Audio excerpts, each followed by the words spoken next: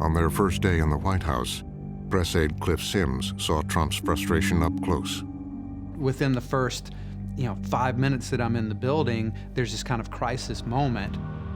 There was a lot of reporting that the inaugural crowds for him were not as big as the inaugural crowds for Obama. That is the equivalent for Donald Trump of a schoolyard fight.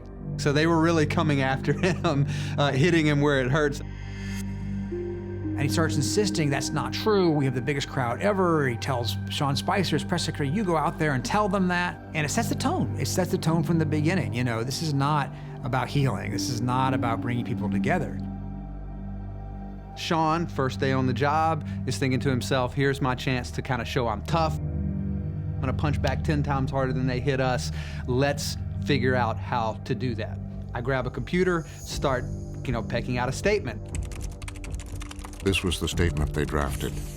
Almost every fact about the crowd size was wrong. We were so caught up in the moment, and Sean's trying to impress the president, and I'm being told facts that end up not being true, which we didn't vet properly. Sean was basically like marching out to his own death there. Good evening. Thank you guys for coming. I know At least his credibility's death.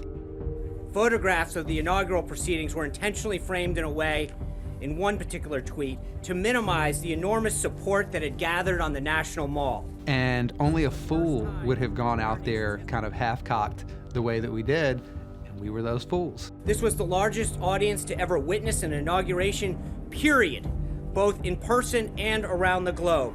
Even the New York Times... When he goes out and says, this is the biggest crowd size ever. A misrepresentation of the crowd in their... What he's saying, in essence, is what's true is what the leader says is true.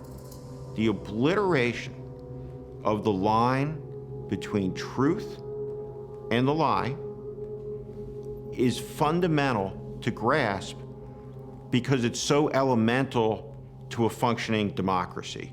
And the degradation of those institutions is a weakening of our system. Did you lie on his behalf? No.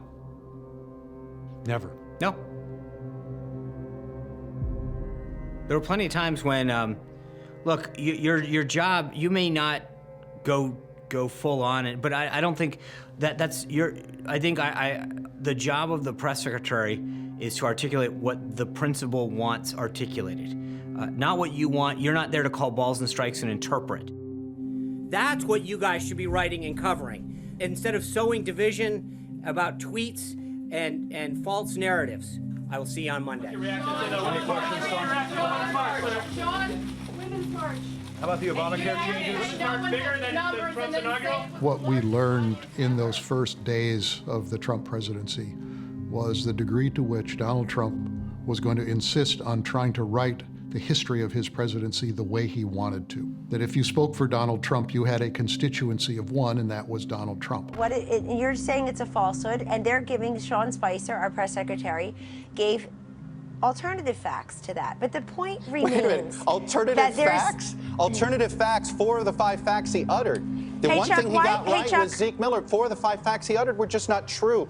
Look, alternative facts are not facts. They're falsehoods. I mean, the obvious impact is that it's created a tremendously dangerous, unstable force in American life where people don't know what to believe. People have been told they're right not to believe the things they are told by credible sources. The President of the United States has contributed mightily to an environment where people believe what they want to believe, and that is going to have long-term repercussions.